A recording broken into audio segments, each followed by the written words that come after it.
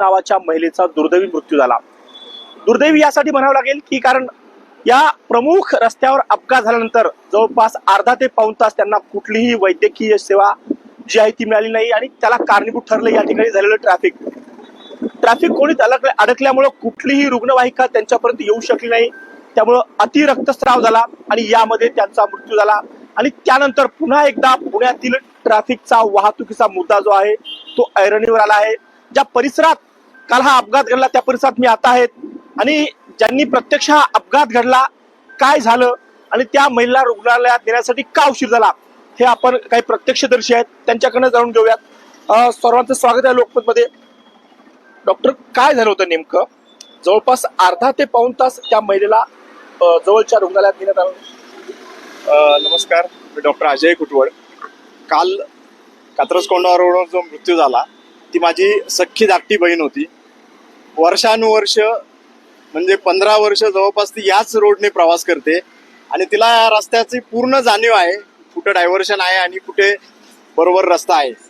पण रस्त्याने जात असताना ती बरोबर त्या साईडने जात होती। ती JSPM सिग्नेट पब्लिक स्कूलला कोऑर्डिनेटर म्हणून काम करत होती आणि जात असताना एक डायव्हर्जन होतं, ते डायव्हर्जन सुद्धा तिनं बरोबर पास केलं आणि पास करत असताना एक कंटेनरचा धक्का तिला लागला आणि गाडी घसरून ती मागच्या चाकाखाली आली। तिला पायाला मार लागला आणि पायाच्या मांडीच्या पाठीमागच्या स्नायूमधनं जबरदस्त रक्तस्राव झाला। आता मला यात एकच सांगायचंय की रक्तस्राव झाल्यानंतर अर्धा तास जवळजवळ माझी बहीण त्या स्पॉटला पडून होती। येणारे जाणारे बघत होते। 50 मीटर अंतरावर छत्रपती शिवाजी महाराजांचा पुतळ्याचा अनावरण कार्यक्रम होता। तिथे पोलीस बंदोबस्त होता। त्या सगळ्या पोलिसांनी कुणीही लक्ष न देता अर्धा तास पडून होती आणि तिचं कारण एकच आलेलं आहे मृत्यूचं, अति रक्तस्रावाने मृत्यू। मी जवळपास 1992 सालापासून इथं प्रॅक्टिस करतोय। इथं आमचं हॉस्पिटल आहे। कित्येक पेशंटला मी वाचू शकलेलो आहे। कित्येक पेशंटला मी स्वतःच्या गाडीत घेऊन भारतीय हॉस्पिटल किंवा जवळच्या हॉस्पिटलला जिथं ICU आहे तिथं ऍडमिट केलेलं आहे। पण मला एकच दुःख वाटतं की माझ्या बहिणीला मी काल वाचवू शकलो नाही। त्याचं कारण एकच होतं की हा सगळा कार्यक्रम चालू होता आणि त्या कार्यक्रमामुळे सगळं पूर्ण ट्रॅफिक वळवलेलं होतं आणि त्या ट्रॅफिक वळवण्यामुळे एक तर ट्रॅफिक वळवलं होतं, तिथं कुठलाही रस्त्याची सोय व्यवस्थित नव्हती, तिथे खडी पडलेली आहे आणि सगळं एकदम विचित्र पद्धतीने ते आपण त्या स्पॉटला जाऊन परत बघू। पण माझं एकच म्हणणं आहे, येणाऱ्या जाणाऱ्या नागरिकांनी सुद्धा तिथं मदत केली नाही। आम्हाला कॉल येईपर्यंत मी स्वतः निघालो, मला यायला 20 मिनिटं लागले। माझ्याबरोबर माझी वाची म्हणजे तिची मुलगी, माझा डॉक्टर मुलगा आणि मी असे सगळेजण आम्ही आलो होतो। त्याआधी आमचे मित्र वसंतदादा मोरे, सुरेश कवडे आणि दत्ता गोडके यांनी सर्व प्रकारे मदत करून माझ्या बहिणीला रिक्षामध्ये फक्त पायाला लागलो होतं, इतर कुठेही जखम झाली नाही। फक्त रुग्णालयात येण्यासाठी उशीर मिळाला कारण काय होतं, अशा घटनांमध्ये जो गोल्डन आवर म्हणतो ना त्या वेळेत रुग्णाला मदत मिळणं खरं तर गरजेचं असतं। बरं, ही घटना कुठं अशी शहराच्या आडबाजूला नव्हती म्हणा किंवा त्या ठिकाणी कुठली सुविधा नाही अशा ठिकाणी घडली नाहीये। हे मध्यवस्तीचा भाग आपण पाहू शकता, सारखी या ठिकाणी वाहतुकीची वर्दळ सुरू आहे आणि फक्त वाहतूक कोंडीमुळं हा अपघात झाला। खरं तर या ठिकाणी हा जो कार्यक्रम होता तो दुपारी 2 नंतर सुरू झाला होता आणि असताना सकाळी 7 वाजल्यापासून या ठिकाणची ट्रॅफिक जी आहे ती वळवण्यात आली होती। अर्थात ही ट्रॅफिक का वळवण्यात आली होती याचं उत्तर कुणाकडे नाहीये। काय झालं होतं पुढे? मला एकच यात सांगायचंय की ज्यावेळी आम्ही हॉस्पिटलला पोहोचलो त्यावेळी हॉस्पिटलवाल्यांनी तिथे स्पष्ट सांगितलं ब्रॉड डेड म्हणजे मयत झालेलं आहे असं आमच्याकडे आणलेलं आहे। तर त्याचं कारण मी विचारलं, त्यांनी सगळं मला दाखवलं, ECG काढला, बाकी कुठेही मार लागलेला नव्हता। फक्त उजव्या पायाच्या पाठीमागच्या बाजूला एक मोठी रक्तवाहिनी असते ज्याला आम्ही पॉप्लिटेल आर्टरी म्हणतो, त्या आर्टरीतनं रक्तस्राव झालेला होता आणि त्याचं कारण एकच होतं, पोचायला विलंब झाल्यामुळे हा मृत्यू ओढवलेला आहे। दुसरं काही नाही। माझी बहीण हेल्मेट वापरत होती, तिचा जो फोटो होता त्या फोटोमध्ये सगळं कव्हर केलेलं आहे। कुठेही मार न लागता फक्त अतिरक्तस्रावामुळे आणि दुर्लक्ष झाल्यामुळे झालेलं आहे। माझं एकच म्हणणं आहे की 50 मीटर अंतरावर कार्यक्रम चालू होता, पोलीस फाटा तिथं सगळं होता, एक अँब्युलन्सची सोय नव्हती। आयोजकांनी आणि प्रशासनाचं साफ दुर्लक्ष आहे। वर्षानुवर्ष इथं अपघात करताय पण कुणीही लक्ष देत नाही। हॉस्पिटल किती अंतरावर आहे तिथून? जवळचं हॉस्पिटल 200 मीटर अंतरावर आहे। जिथं ICU आहे ते आमचे मित्र आहेत। पण कुणी तसदी घेतली नाही. मी त्याच्याही पुढे तुम्हाला सांगू इच्छितो, 108 नंबरला जर फोन केला असता तर 10 ते 15 मिनिटात किंवा 5 ते 10 मिनिटात कुठूनही अँब्युलन्स आली असती आणि त्या अँब्युलन्स नेली असते, आज माझी बहीण वाचली असती, मला हे सगळं करावं लागलं नसतं. पण दुर्दैव असं आहे की आयोजकांनी फक्त त्यांचा जो कार्यक्रम आहे तो बघितला. पोलीस प्रशासन सगळं कार्यक्रमामध्ये व्यस्त होता, कुणीही लक्ष दिलं नाही. आणि येणाऱ्या जाणाऱ्या नागरिकांनी आपल्याकडे पूर्ण माणुसकी केलेली आहे, नागरिकांनी पूर्णपणे दुर्लक्ष केलं. एक मुस्लिम महिला पूर्णपणे त्या सगळ्यांना सांगत होती त्यांना उचलून आपण हॉस्पिटलला नेऊ पहिलं, पण कुणीही ऐकलं नाही. आम्हाला पोहोचेपर्यंत उशीर झाला आणि आमचं दुर्दैव माझी बहीण आज गेलेली. उच्च शिक्षित अशी माझी बहीण होती. आणि जर असे मृत्यू इथं होत राहिले कात्रज कोंढवा रोडला तर मग माणसाने जगायचं कसं हा प्रश्न आहे. तर फक्त आणि फक्त उपचाराला विलंब झाला आणि त्यामुळेच रमा कापडी यांचा दुर्दैवी अंत झाला. वसंत मोरे आपल्यासोबत, आणि ही घटना घडल्यानंतर ते देखील या ठिकाणी घटनास्थळी दाखल झाले होते. तर त्याला काय म्हणायचं, ज्या ठिकाणी ही घटना घडली त्या चारू बाजूला सर्व सुविधा आहेत. हे म्हणतात पोलीस फौजफाटा या ठिकाणी होता, काही अंतरावर पोलीस स्टेशन आहे, 200 मीटर अंतरावर हॉस्पिटल आहे, तरी सुद्धा अर्धा तास उपचार होत नाहीये. हा नियोजनाचा अभाव आहे सगळा. आता आपण जिथं उभं राहिले या ठिकाणी हे डायव्हर्शन देण्यात आलं होतं. इथं समोरच्या बाजूला आता जिथं तुम्हाला या गाड्या जाताना दिसतात, इथनं रेग्युलर पूर्ण ज्या रस्त्यावरती कार्यक्रम चालू होता तो रस्ता पूर्णपणे तयार झालेला आहे. सरळ स्ट्रेट पब्लिक जगत होतं जे जात होतं, परंतु तिथला काम करायचं म्हणून हे डायव्हर्शन दिलं. बरं, हे डायव्हर्शन दिलं तर हे डायव्हर्शन होतं ना, तरी पण इथं सिक्युरिटी जास्त असावी म्हणून इथलं बंद केलं आणि इथून चालू केलं. बरं, हे एका दिवसात केलं होतं. पण एका दिवसात जर तुम्हाला डायव्हर्शन द्यायचं होतं तर याच्यावरती तुम्ही डांबरीकरण का केलं नाही? तुम्हाला हे माहिती होतं ना की बाबा आपल्याला तर इथं पुतळा व्हीआयपी मुवमेंट होणार आहे. व्हीआयपी मुवमेंट असल्यावरती हा नॅशनल हायवे. माझं तर पहिलं म्हणणं आहे ना, या ठिकाणचा ट्रॅफिकचा जो काही PI असेल ना त्या पहिला सस्पेंड केला पाहिजे त्याला.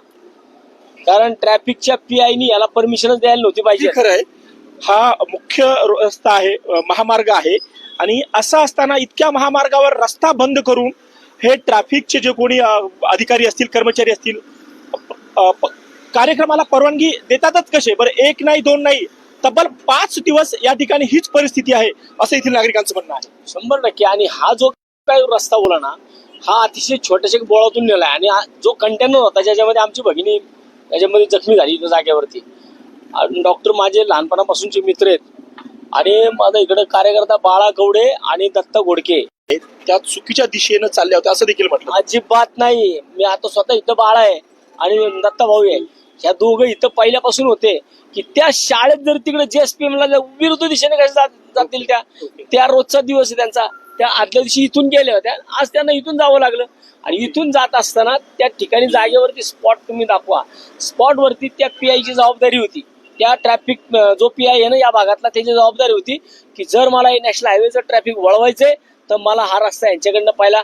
अरे तुम्ही इकडे पायघड्या टाकता, मग इकडे थोडं डांबर टाकायला काय फरक पडला होता? खरं तर केवळ प्रेस नोट काढली किंवा ग्रुपवर तुम्ही ट्रॅफिक बदलाचे नियम टाकले म्हणजे तुम्ही वाहतुकीचे नियम करता असं होत नाही. तुम्ही जे नियम करता ते सर्वसामान्य लोकांना माहीत आहे का, किंवा त्याची अंमलबजावणी होते का, हे देखील त्या संबंधित ट्रॅफिक विभागाच्या अधिकाऱ्यांनी पाहणं महत्वाचं आहे. तुम्ही जेव्हा आला तेव्हा नेमकं काय झालं होतं या ठिकाणी? ज्या वेळेला या ठिकाणी प्रकार घडला त्यावेळी तत्काळ आमचे दत्ताभाऊ घोडके या ठिकाणी उपस्थित होते. त्यांनी मला फोन केला की असा प्रकार घडलाय, लवकरात लवकर ये, आपल्याला या ताईंना हॉस्पिटलला न्यायचंय. मी हॉस्पिटलला येण्यासाठी मी गाडी चौकात आणली तर ट्रॅफिक फुल झालेली होती. पाठीमाग हा अख्खा रोड जाम झालेला होता. त्यामुळे मला गाडी अशीच पाठीमागच्या साईडनं टाकून जवळपास 2-3 किलोमीटरचा राऊंड जास्त झाला आणि यायला मला जास्त उशीर झाला. तेवढ्या ताईंना रिक्षाने नेण्यात आलेलं होतं. हा असा एकदम ढिसाळ कारभार या प्रशासनाने केलेला आहे. तुम्हाला सांगतो, तुम्ही जर तिथं ज्या ठिकाणी ऍक्सिडेंट झाला तुम्ही पाहिला ना तर त्या ठिकाणी मुरुम आणि खडे, मोठे मोठे खडे वगैरे असे पडलेले आहेत. कुणी पण स्लिप होते. आणि ह्या रोडला एवढी मोठी प्रचंड जड वाहतूक आहे की 2 व्हीलर वाल्यांचं आणि 5 चाऱ्यांचं काही खरं नाहीये. या रोडने आतापर्यंत 60-70 जणांचा बळी घेतलेला आहे आणि अजून किती जातील याची काय अपघात झाला तेव्हा तुम्ही होता. मोठे घेऊन जावं लागतं. सगळ्यात महत्वाचं या कात्रज कोंढवा रोडचं काम चालू झाल्यापासून 8-10 वर्षांमध्ये जवळजवळ 35 ते 40 लोक या ठिकाणी मृत्यू पावलेले आहेत आणि जवळजवळ 70 ते 80 लोक जायबंदी झालेली आहेत. आणि त्याच्यामुळं त्याला आता कुणी वाले राहिले नाही. काही लोकांचे 2 पाय गेले, कोणाचा हात गेला, कोणाचे डोके वगैरे फुटलेले आहे. असे लोकांचा म्हणजे घरचा जो आधार आहे, कुटुंबाचा जो मुक्त घटक आहे कमवता, हे कमवता घटकच काही लोकांचे गेलेले, लोकांचे परपंच उघड्यावरती आलेले आहेत आणि लोक आता बेघर झालेले. कालच्या प्रकाराचा जर विचार केला तर कालच्या महिलेला तर कारण नसताना एक प्रोफेशनल महिला या ठिकाणी त्यांचा जीव गेलेला आहे आणि त्यांच्याकडे आता ते एक मुलगी त्यांना आहे आणि त्या मुलीला आता एक ती म्हणजे बेवारच झालेली आहे की ज्यावेळेस आई वडील या जगातनं निघून जात त्यावेळेस त्या बालकाला कुठलंही छत्र नसतं, कुठल्या मातेला छत्र नसतं.